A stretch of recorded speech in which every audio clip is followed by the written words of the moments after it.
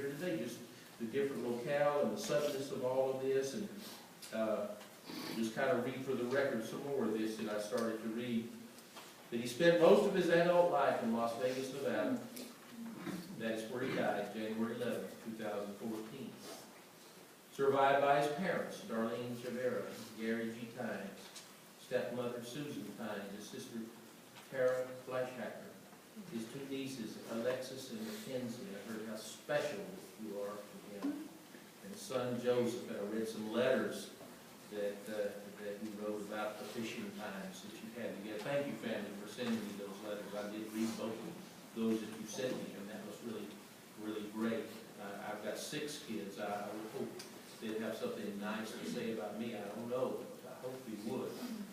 That fishing is a big deal. You know, read these letters and get up before sun comes up and go out and fish and come back before dark and all of that. And I'll tell you why that's important. A lot of the kids I deal with here in Las Vegas have never had a fishing pole in their hands. Being from Texas, I can't even imagine that. That's part of an education there. Whether you catch some or not, you got a fishing pole and you go out to the lake and you do that. If you've never done anything, I'm preaching to the choir. I'm sure all of you have fished in this room and made sure your kids have fished, but if you haven't, you might want to think about that. That is an education.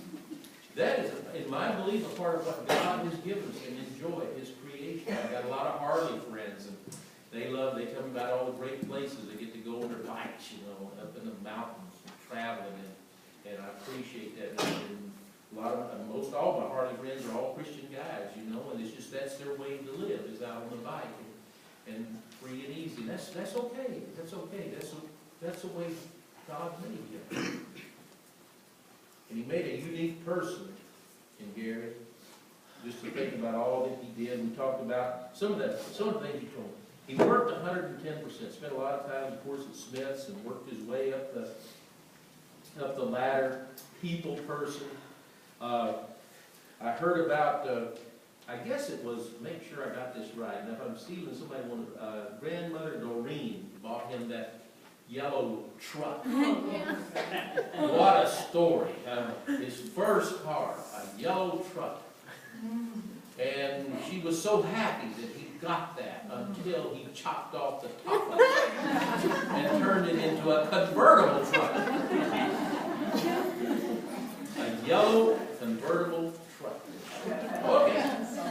So I guess you'd add free spirit to the list, huh? Free spirit. Woo! That's what and of course you told me about. Everybody you told me about, like, had special relationships with him. And they were all different. It was like he appreciated everybody for individually who you are. He didn't put anybody into a mold and say, you've got to be this way or that way to be my friend. If you're my friend, I know it. And gosh, I love people like that. It's just, who you are is okay. It's okay not to be okay. That's what we say at our church. It's a church of the second chance. And we've got a lot of second, third, 100th chance people, and that's good. Just some of these, I love that story about the yellow truck. There's probably a lot more stories in this room. Convertible, yeah, that's cool. That's really cool. Never met a stranger, yeah. I heard he liked classic rock. There you go, there you go again. What the songs, Save It, is that right? Save it. And the sun never sets on the cooler. That is all right. That is all right.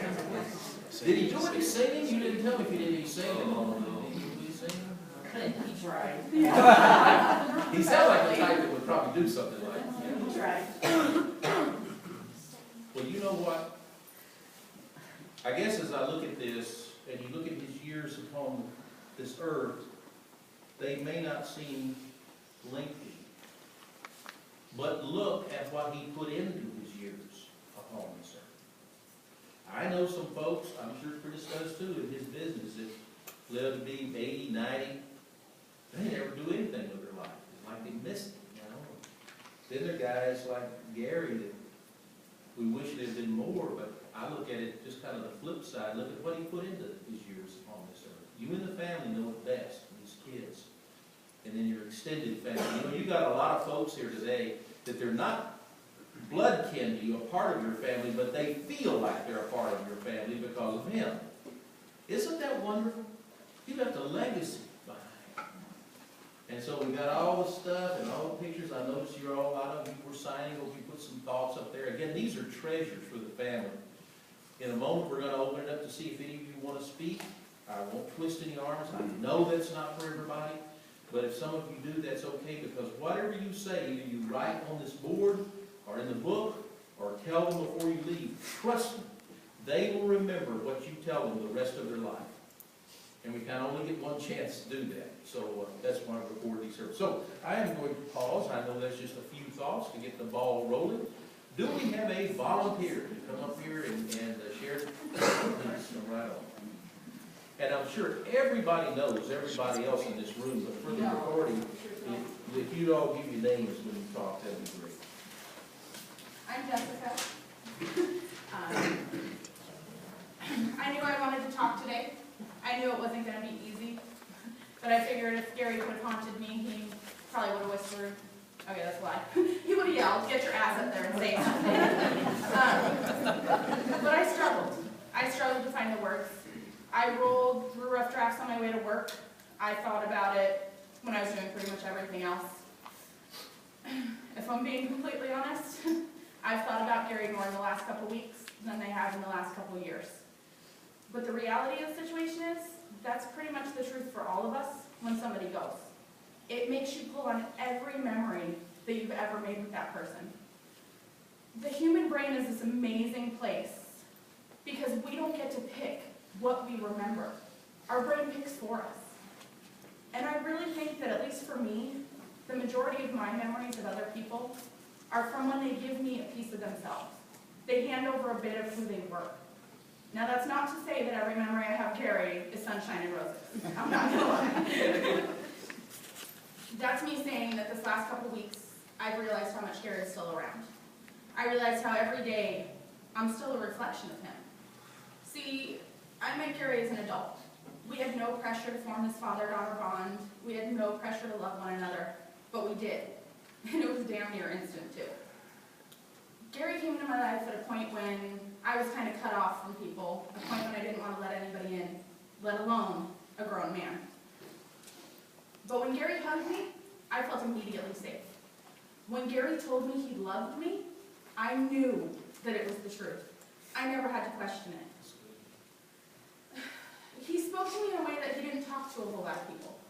I got a caring, gentle, and kind Gary. I saw the gruff, I saw the rude, I saw the crass, but I always saw it from the outside. That wasn't the Gary that I got. And as close as Gary and I were, and as much as I loved him, I have never loved and seen someone love somebody so purely as he loved Alyssa. And Alyssa was a challenge for him. Not because she has special needs, but because they were so invisible to him. He saw this beautiful little girl. And when I saw his big old arms wrap around her tiny little self, I was grateful she had a Grandpa Joe. Because for me, every little girl deserves to be surrounded by a Grandpa Joe. So the years passed. Our relationship changed. There's a few things that didn't. There was never a day that I questioned whether Gary loved me, ever. There was never a day of my life that I didn't save a place for that man. The more important, that day's never coming. For me, Gary will always be right here. He'll always be close. I will forever take peace in the fact that nobody can ever take the pieces of him that he gave to me away from me. I'll forever use the memories of him to make myself a stronger and more caring person, mother, and spouse. Because the reality is Gary's gone, but he doesn't have to be all the way gone if the pieces of him that he left beyond get to live. So please let them live. Tell a stupid joke to somebody at the store to make them laugh just because. Tell a stranger that's making you mad for pound sand. But more importantly, at the end of each day, even when you can't find it in yourself to love you, love the people around you. Because for Gary, even on the days that he couldn't find it in himself to like him, he would love you from the minute that sun came up until the minute it went down. around. So every day, set out to love someone, because that's what Gary did. He set out to love everybody he met. And if you can't find it in you to love you, at least love the people around you, because really, it's all we need. Thank you.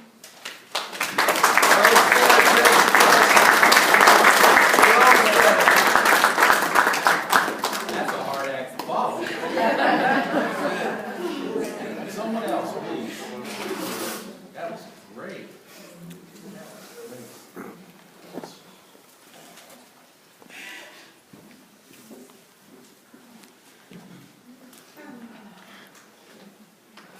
Yeah, that is a hard act to follow. Sorry,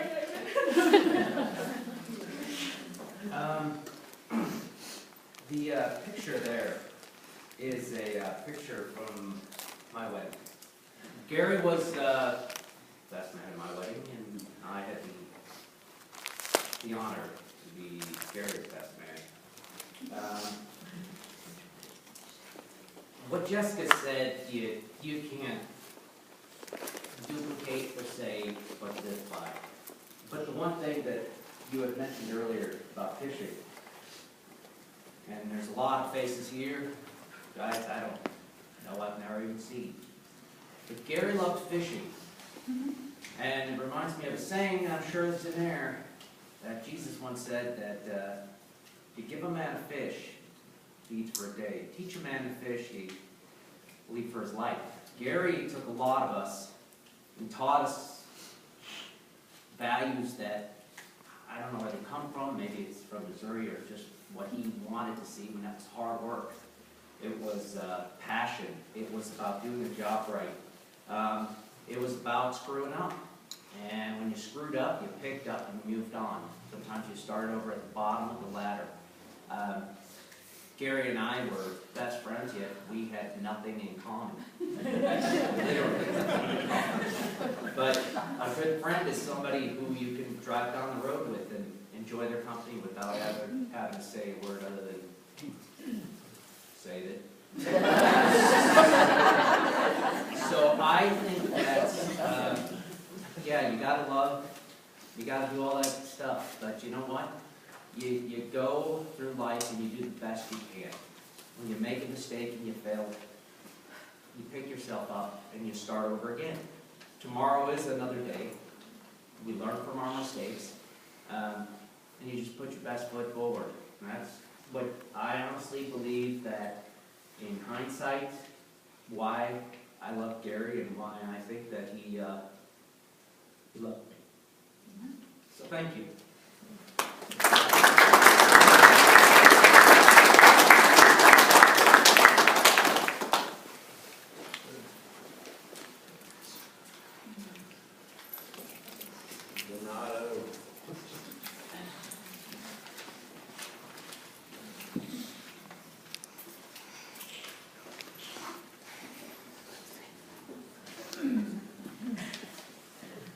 My name is Joe Donato from across the street.